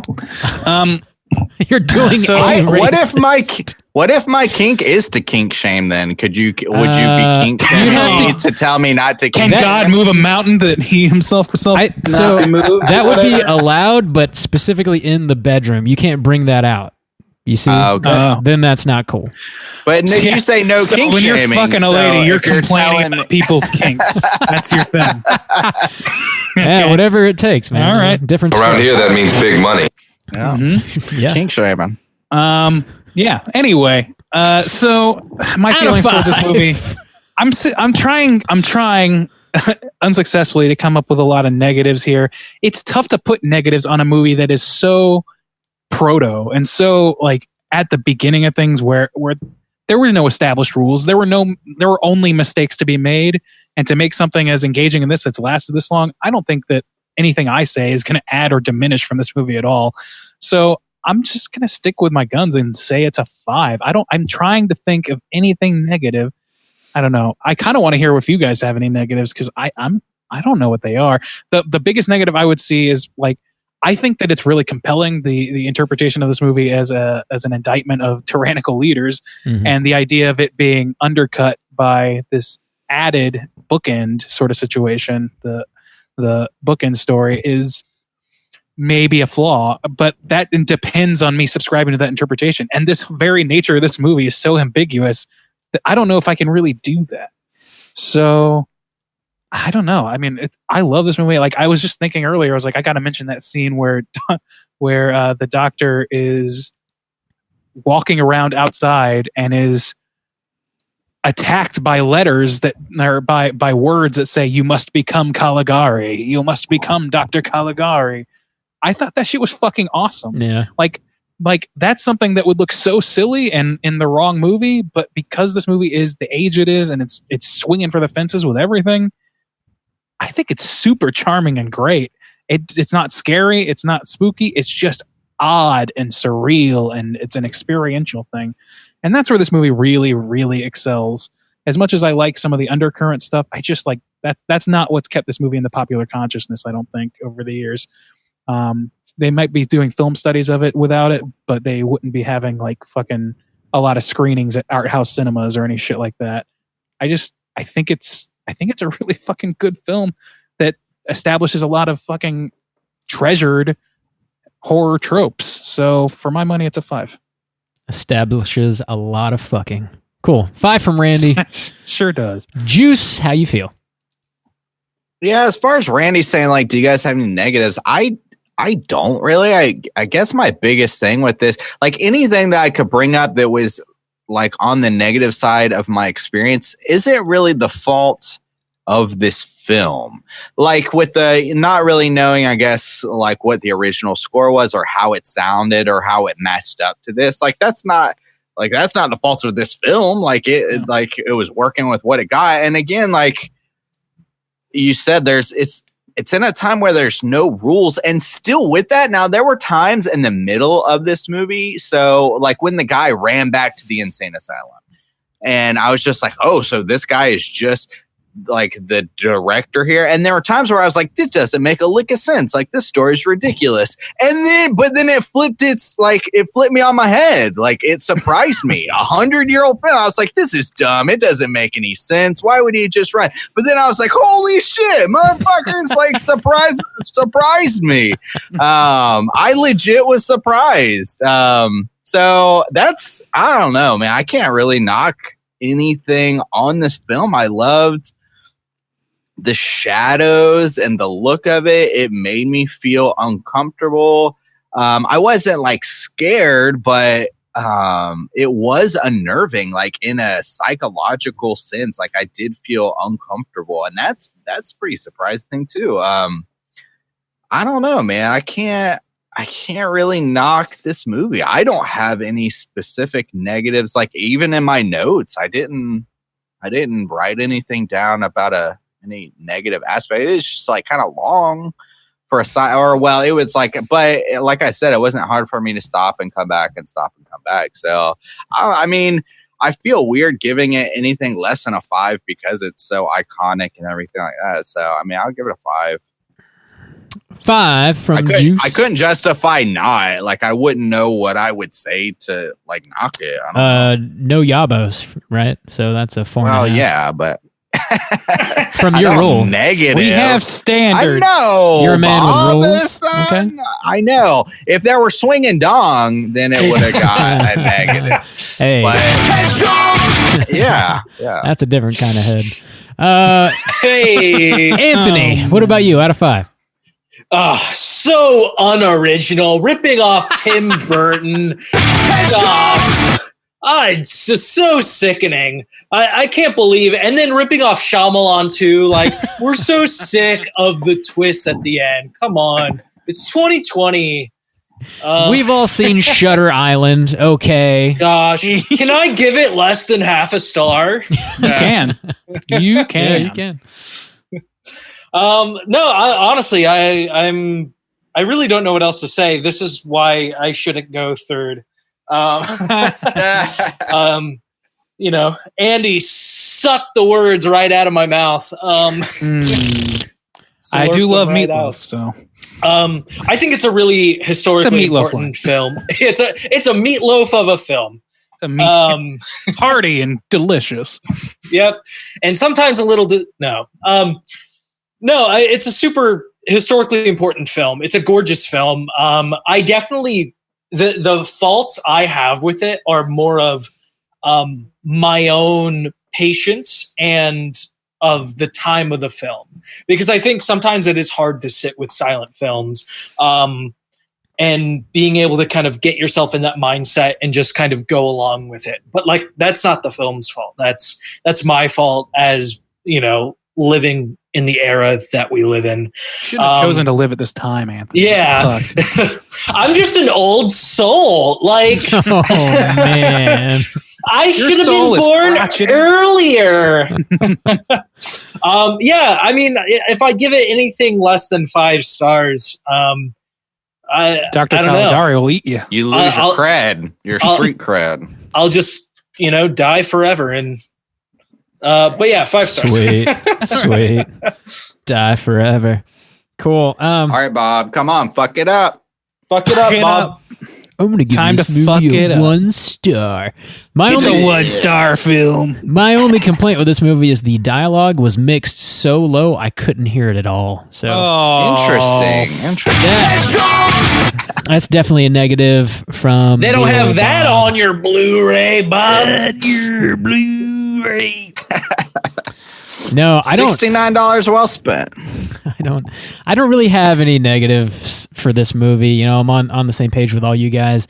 I really love like the art direction and the set design. It's just like it's so pleasing to watch. Like I want to crawl into my little TV screen and just like walk around these sets and look at them. I love how the movie looks. It's fantastic. It's really kind of all I wanted to add, I suppose. Super iconic, super influential, obviously has withstood the test of time. So if I have 5 stars, it's going to be a 5-star average. Whoa, it's obviously. a sweet 100-year-old movie. We're talking about it today. not because it sucks. So 5 stars. In the year of our Lord 2020. Oh man. Yeah. Year of your Lord. The year of our Lord. Our Lord. It's been a wild ride so far. It's only March. Sweet baby Jane. Let's go ahead and jump over into our Rotten Tomato segment and see what the critics and users think about Dr. Caligari. The oozes. Dr. Cali, as we call him. Certified fresh to death. Doc California here. So That's the remake that's going to come out this year. Dr. It's going to Cali. be like California. there's already a Doc Hollywood.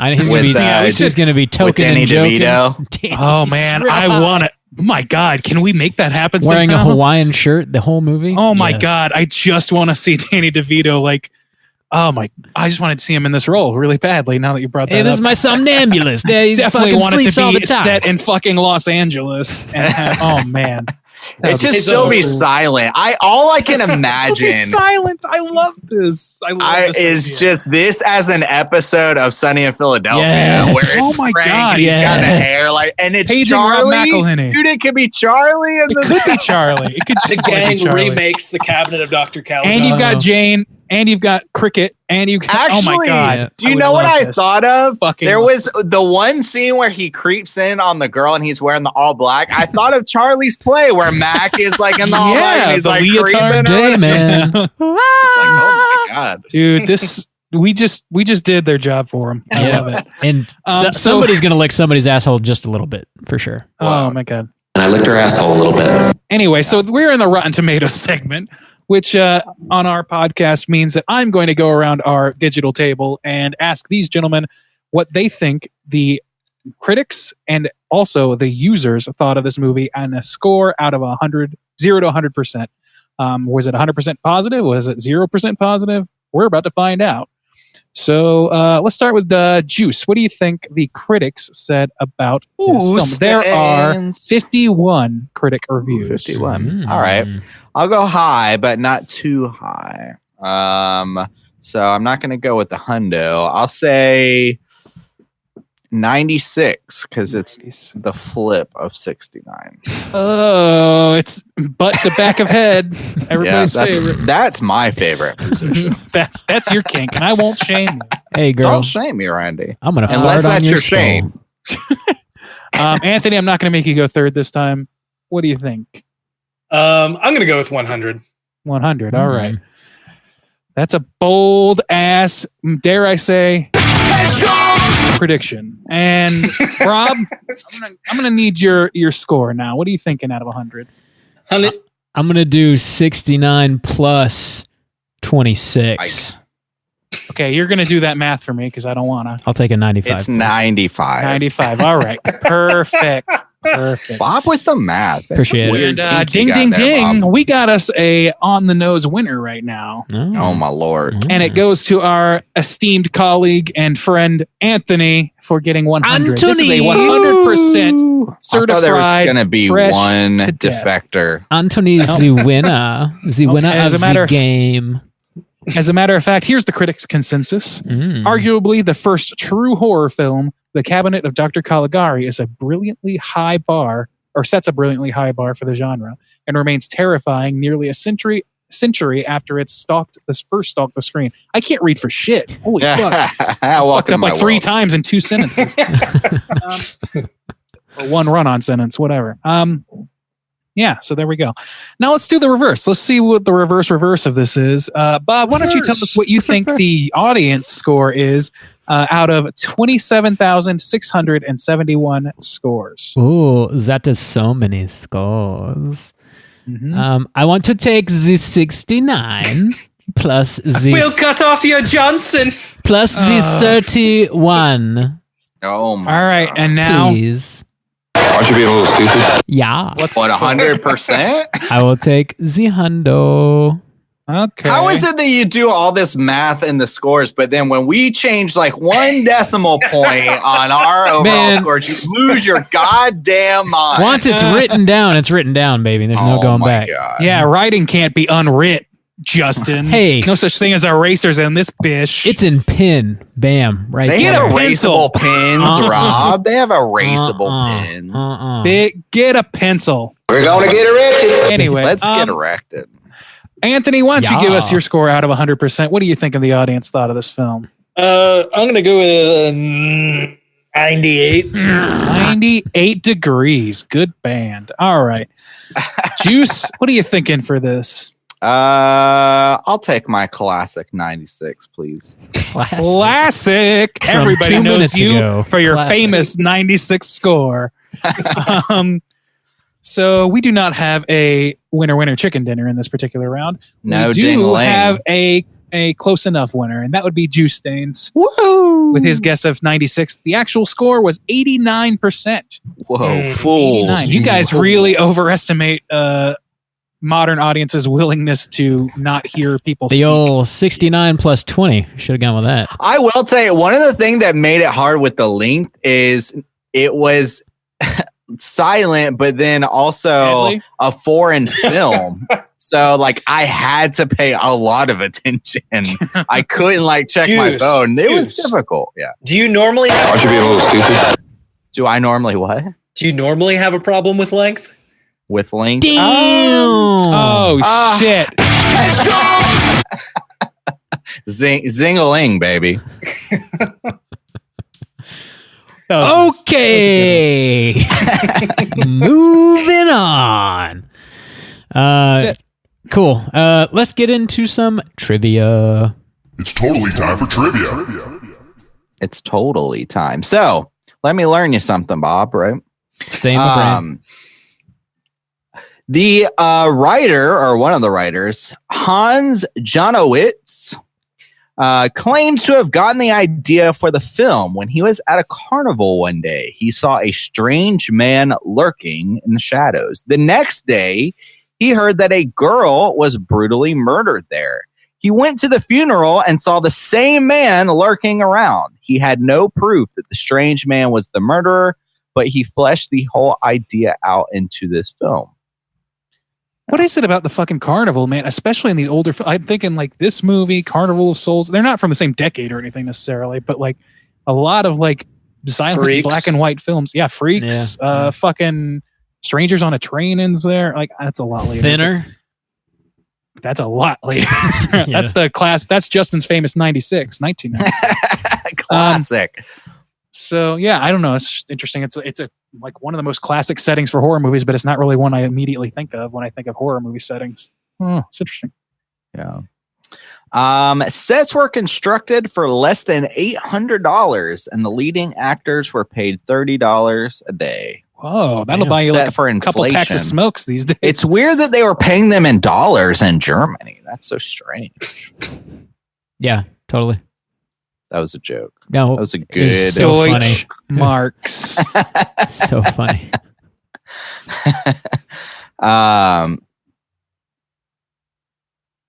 Oh, Yeah. I thought it was. Yeah. I thought it was interesting. Sorry, I was reading some trivia that I thought was interesting, and then it was not interesting. I've That been there so story many was times. interesting. What a roller coaster. Up and down. Trivia. I'm running out of trivia. She's a for harsh this mistress. 100 old. trivia. Yeah, she is. This is a tough All gig, right. Randy. No wonder I you know. wanted to give it up. You've That's been right. You've prepared so thoroughly, and it's so obvious that you have. Yeah, I am always prepared. We're gonna get erected. We are Get gonna. erected. Cool. Well, let's just move along. Let's just keep on Okay. keeping on. Hey, I think we should probably try and do some early hunting. How about that? Let's Whoa. get after the them first hunt. cooters. Cooter of the week. Who's the Cooter? Who you got? So I'm gonna let's talk in context as if what we see is real, because Juice, what's a cooter? We gotta let people know. Yeah, actually, that's true. What are we doing? all right, The Cooter, fuck we are we are doing? hunting them. They're people. We hunt people. here. They are people. The most dangerous game. We hunt people here on Straight Yeah. Chile. See, Yeah. it's German. That's right. Oh, that's Ooh, German. yeah. That's German. Not what you do. We hunt guys- the cooters, and then we eat the Okay. kraut. Okay. Okay. So, Cooter type must hit 3 of these 5 points to be considered a Cooter. You've got sexual deviancy, smug arrogance, manipulation, attire, and overall patheticness. The sound effects. Yeah, I know you've got a board, Randy. I don't have farts on my board. It's my biggest drawback to the board. So what I was saying before is at the end of this, it's like, oh, it's not real. But I'm going to take these characters as if like, yeah, you know, like they're real. They're real. I dig it. I like it. So let's see. Who do we got in this? I guess you got the Sleepwalker or Dr. Caligari, which I mean, at this point, it's kind of got to be Dr. Caligari if it's anybody, because I guess he's manipulating the Sleepwalker. Yeah, if you can't attribute like any actions to the Sleepwalker, but at one point it feels like he wakes up or he is conscious of what he's doing. He's like, I don't know. Like it seems like it's implied that he is a sleepwalker who is somehow taken advantage of by Dr. Caligari, and he's somehow kept subdued as well. But I think he's a living person because he's presumed dead at one point. Yeah, I agree. But he's as far as we know is not acting on his own accord. I'm surprised you guys are missing the biggest Cooter in this conversation. Oh, dude, who is it? The old bitch. Lay the knowledge on us. My little friend, old Adolf. Old Adolf. No. I found something. I found something. That was perfect timing, though. Shit. Thanks, man. I'm learning. You know. Sorry. So Adolf whom? Heimlich. Adolf Heimlich. Yes, the most famous Adolf. The Adolf to aspire to. Yeah. But yeah, it'd probably have to be Caligari. Justify yourself. Yeah. In your upcoming video on Cooters. Well, attire. Released April 1st. Attire, he's got those fucking Mickey Mouse gloves. Oh my God. I can't. That's really long. I really can't. At the beginning of that video, it's going to say, in memory of Justin. And it's going to be like, he's not dead, but this was inspired from his memory. April Fools. April Fools, he's dead. He really is dead. He's really dead. He died like this. Oh. Fucking A, dude. You gotta. I can't. No. Oh, you can't. No more. This is not professional, Randy. We here at Straight Chilling are a professional outfit. Everybody knows it. We say it all the time. Can we please talk Cooters? All right, Dr. Caligari. Can we be professional Cooter hunters here? Hey, I queued up a drum roll for this Cooter reveal, so you go ahead, I guess. Okay, so does he hit 5 points? So you could say manipulation. No, I'm sorry. I would say appearance. Or I don't say attire. I say appearance because the man has scabies face. That's but he's got the Mickey Mouse gloves. Yeah. You can throw that in attire. Yeah. Clearly drawn on to. Yeah. Attire encompasses overall look. That's fine. Sure. Yeah. He's dirty. Yeah. Yeah. He's a and my God, the smirks and laughs this guy makes really makes your wiener never want to function again. It's just not fair for yourself. I do, but I wish you were with me on this one. I like hearing the good doctor laugh. I don't know. Let's see. So manipulation and attire. We need one more. He's not particularly pathetic. He's manipulative as fuck. Like That's why I said manipulation. Yeah. Oh, I'm sorry. I'm sorry. I missed that. Sorry. Manipulation, and then is he smug? I would say so. He gives a real mustache twirly villain laugh at one point when he just lies to the police, like, ha ha ha, they didn't know I could lie. You sons of bitches. He does have that doll that I'm going to assume he also bangs. So yeah, that doll, the old switcheroo, that shit cracked. The old switcheroo. Wait a minute, this isn't a guy at all. I busted a gut at that scene. We didn't talk about it, but the police switcheroo. The police go to take the sleepwalker away, and it's just a dummy, and freaking Caligari books it. That shit got me good. That's too long. Sexual. I don't know. He does send. It does seem he might be a bit of a sexual deviant because the girl comes to look for her dad, and he gets real creepy about it. Oh and my then God, that night he sends the sleepwalker to because the sleepwalker doesn't kill her. He's like dragging her out the window. So I think he sent him to kill though, and Yeah, the implication is that he's like smitten by her. Right. So He didn't want to kill her. And that's that right. shot of him like leering over her and grabbing her is Yeah, fucking impactfully creepy. it's pretty fucked up. Yep. Yeah. So I'm maybe a bit of a sexual deviant in that realm. Yeah, I think he hits enough. What do you boys think? I would agree. 1920s Out of this Cooter. movie, he's about Caligari, as the close first as we're gonna Cooter. get. He's No. the first so far. No. Cooters have always been. Well, I mean, Cooters in are film, eternal. in film, Bob. I'm talking No, I'm sure there's earlier the oldest examples. Cooter Oldest we've talked Alright. about, that's for sure. for sure. Yeah. All The right, proto Cooter. That's for yeah. sure. All right. Okay, Thanks, Mickey Mouse gloves. He's the titular Cooter. he's the tit Cooter. Mm-hmm. Great. That's what I said. He's a tit man. This is great. All right. We caught him. Let's go professional ahead content. and talk We about got him. some horror news. Extra. Read all about it. All right. So, horror news. There's a bunch of stuff that is being delayed because of the global pandemic, the fucking coronavirus. So, a quick update on some of that stuff. There's a Can new we talk about people freaking charging $20 for a digital rental? Yeah. So, that is some bullshit. So we Fuck mentioned- that. I'm stealing that shit. we real mentioned quick. last week that hitting VOD as of this past Friday, the Invisible Man, the new Invisible Man that just came out in theaters, Lee Whannell's Invisible Man, is on VOD, and so is the movie The Hunt. You can rent them, but they're both going for $19.99. And of course, this is definitely like kind of unprecedented. So like there have been like day and date releases like this.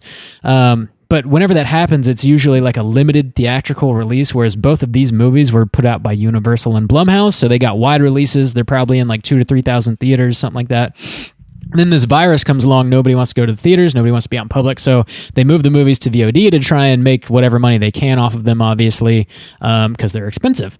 So dropping it for $19.99 is sort of unprecedented. But, you know, should this work out, it could potentially affect the way that movies are released in the future. You know, if they make their money back, they might just be like, you know, well, fuck it. We don't need to make all of, you know, these digital copies and send them out to thousands of theaters and pay all this money to help, you know, promote these movies. Maybe they'll just drop them straight on VOD, $19.99 rental day one, you know, and you know, it could be the way of the future. I hope not. That would kind of suck, but it's a possibility. Feature. Can I, Dude, add don't on to download this a that bit? shit. Why don't they sell it? I agree. It should be a If it's $19.99 out in the purchase. world, a digital rental for $20. Yeah. It's like, I hope that is not the standard, because I mean, I already steal shit anyways, but I mean, if I needed more motivation to steal, We at Straight We're gonna Chilling, get arrested. we at Straight Chilling do not condone right. that, just to be clear. So I guess this is kind of a weird place to interject this, but I have a point, I promise. So Ghoulish Cast is coming back. We've kind of reformatted it. And I guess on kind of the new version of the show, we have one of our editorial writers coming on, Jesse Berberick. His day job, he works at the Museum of the Moving Image in New York. It's one of the very few film museums in North America. And he does some type of film curation there where he typically shows horror films. And so he wrote a piece for the site that's going to be coming out this coming week, kind of his perspective on this whole thing.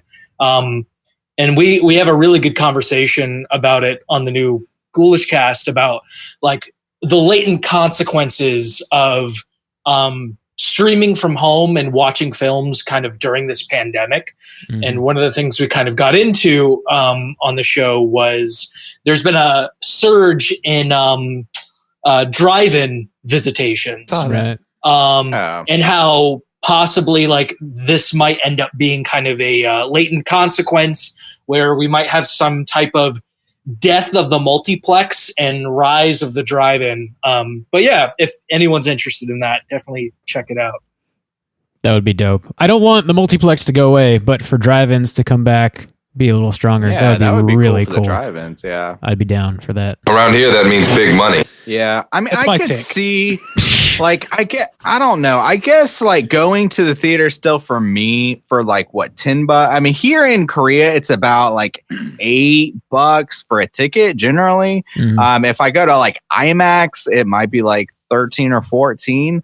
But to me, it's still like, it's not that high. So I did like to sit in your own house and rent a movie for $20 on a TV. You have to provide, and like a sound system, you have to provide. It just like, that seems like nuts to me. I don't know what I feel about it, except this, like I can understand the logic of charging more because A, it's a new movie, and B, presumably you're not watching it alone. Right. So like if you're like, unless, I mean, some people are, and I guess they're fucked, but if you're watching with at least one other person, then you're making out about the same as a movie theater.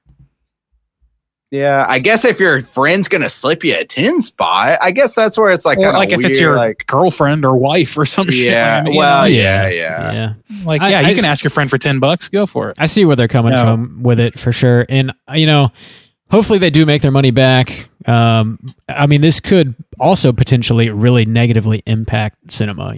They could be losing a lot of fucking money on this, which would kind of be a bummer. But I know there's a lot of people. Here's another weird aspect to me. Sorry, like that it's not buy when you obviously know it's available. Mhm. So like, why wouldn't it be a buy? Like, no, you can only rent it. Because It's $20. It's like, we know it's I know in this realm of like digital, like it's all digital, it's all just floating out there. It seems ridiculous. So no, we're going to limit your exposure to it just because it's brand new. But then in 3 months, you can pay the same exact price to own the digital copy. It just seems like bullshit all around. I don't know. They're trying something new. Maybe it'll work. Maybe it won't, man.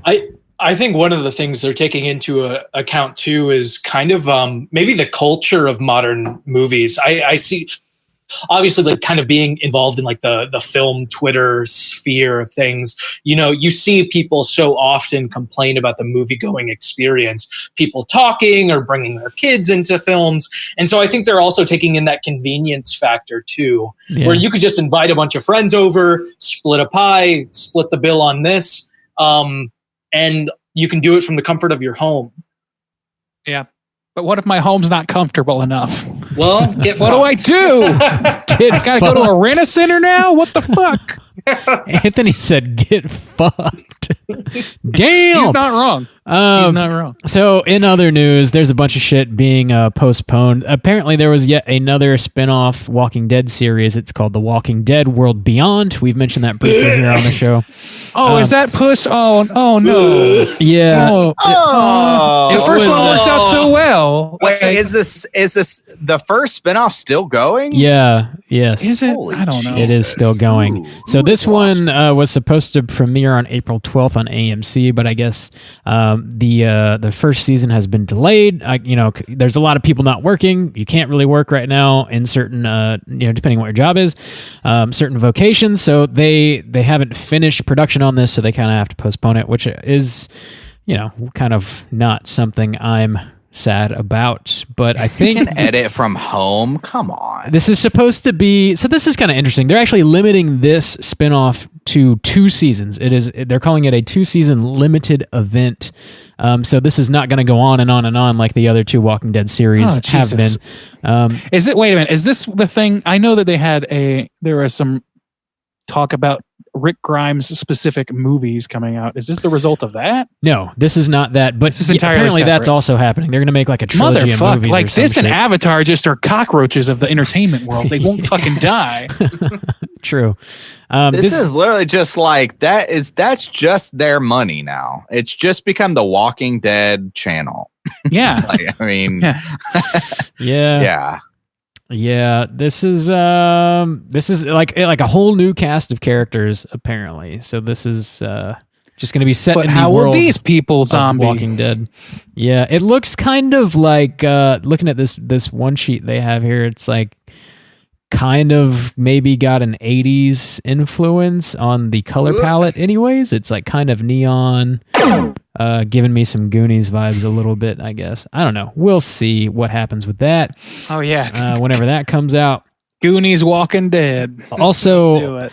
Lionsgate has delayed Antebellum and also Spiral from the Book of Saw. Antebellum was supposed to come out April 24th. Book of Saw was supposed to come out May 15th. Also, a movie called Run on May 8th has been postponed. So they're moving everything back, which kind of sucks, man, because I like going to the movies to watch stuff. But that's gonna be weird. Like when everything opens up again, what are we just gonna have like 10 flood. blockbusters coming out at once? They're gonna be competing like motherfuckers with each other. Yeah, who knows? Even the new Disney Pixar movie is gonna be on streaming. You got to get my attention. You gotta woo me. You know. Oh. I'm a fickle consumer, and I demand your attention. Speaking Around here, that means big money.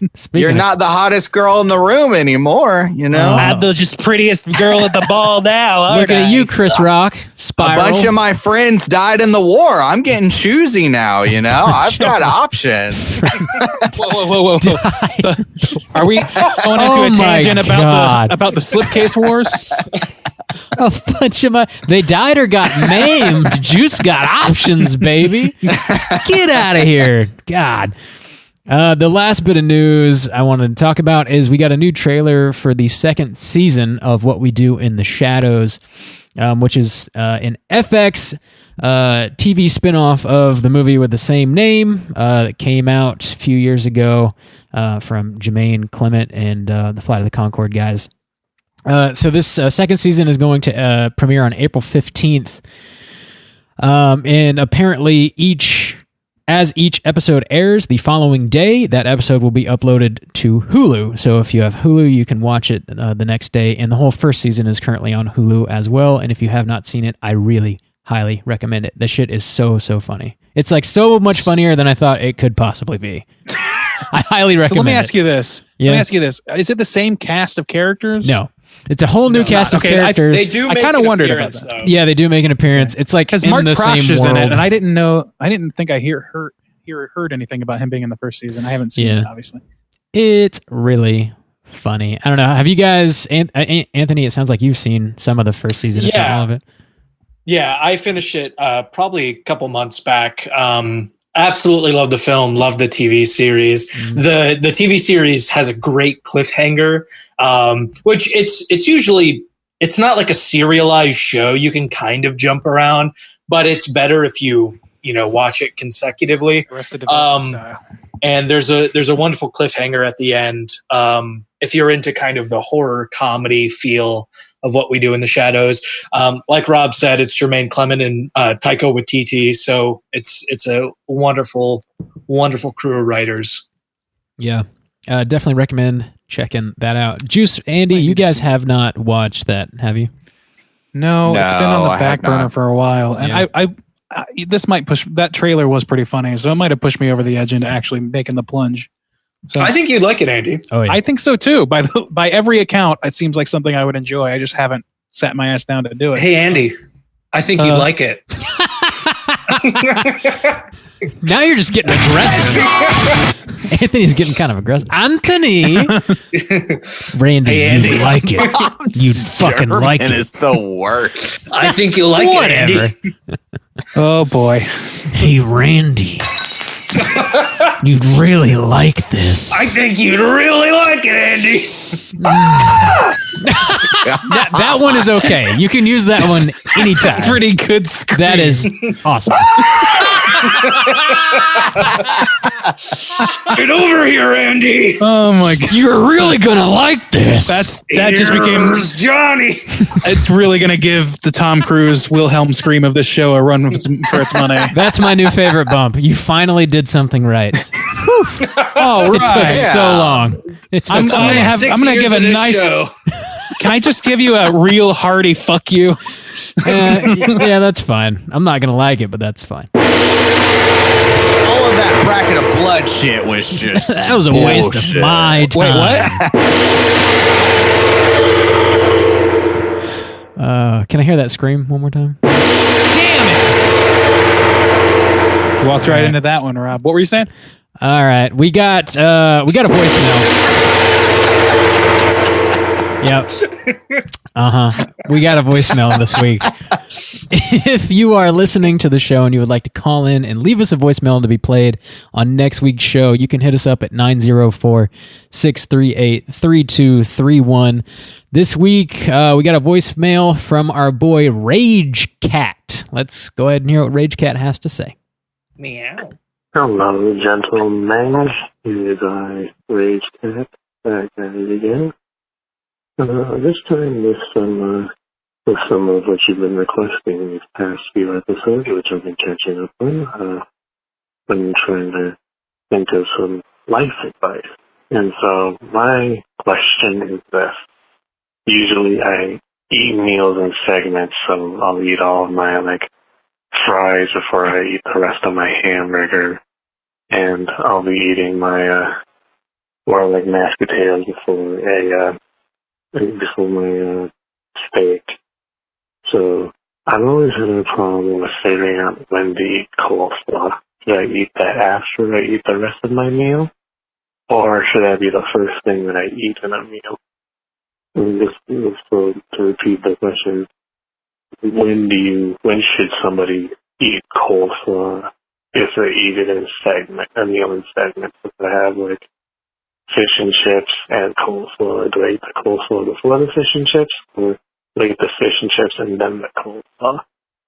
Thank you, gentlemen, and I look forward to hearing you. Really asking the hard questions, Rage Cat. That is the fucking funniest goddamn voicemail we have ever gotten. My cheeks hurt. Holy shit. That shit's hilarious. Dude, Rage Cat, you call anytime. Anytime. Sounds sober as a judge. Dude, that is so that sober. was so quiet, and so do we have a Keebler elf on the line? What's going on? It's Yeah, so quiet. I had to stop laughing so I could hear it. Literally, the Google Voice website says transcription not available, presumably because it was barely spoken at all. So I love that segmented coleslaw, eater. man. Yeah, man, you got to mix it up a little. If it's with fish and chips, then have one of the fish, eat your slaw, finish with the fish. Don't finish with slaw. You don't want to finish with slaw. No, you want to finish Don't strong. wrap it up with slaw. Yeah, I personally have a really hard no slaw policy. I think it's pretty gross, except for if it's inside of a pork sandwich. That's the only time I tend to agree with that. Yeah, I'm not a big slaw guy either, but I don't mind it on a BBQ sandwich. I can do a slaw dog, man. I can put it on a put it on Get a that dog. off my dog. I don't want it on my dog. I'm a Crowd kraut that man. shit on my dog. I'm a kraut man. Put kraut on my dog. I can't. Rob just spoke. I can't. You guys are putting nasty shits on your dog. I'm a kraut dog. Kraut dog man. Oh, that's Kraut? not Oh my chill. God. It's delicious. That's upsetting. Extra sauerkraut on my dog. Oh, Rob likes some extra sour. Yeah. I know how you kids like them extra sloppy. Oh my Anthony, You're scaring us. thank you, sir. What is your slaw policy? How would you advise Rage Cat? I am not a slaw person, but as a food person in general, I agree. You can't finish with slaw. You got to finish with the fish. Yeah. That you got to get the one crispy edge of that fish. You finish on a strong note. You always finish on a strong You got to finish. But you see, the thing, this is a particular meal because you can split it up pretty easy. You start with the fish, you got some slaw, you finish with some fish. But if a meal is coming and he wants to, say you got a burger and slaw where you don't want to stop eating the burger to have the slaw. You don't really want to start with slaw either because you're hungry. You got your meal coming. So shit, what are you going to do then? I like getting it doesn't happen this way in most restaurants, but I've experienced where they bring the slaw out as sort of like a salad. Yeah, and I like that. What up, nerds? Welcome back to Straight Grilling.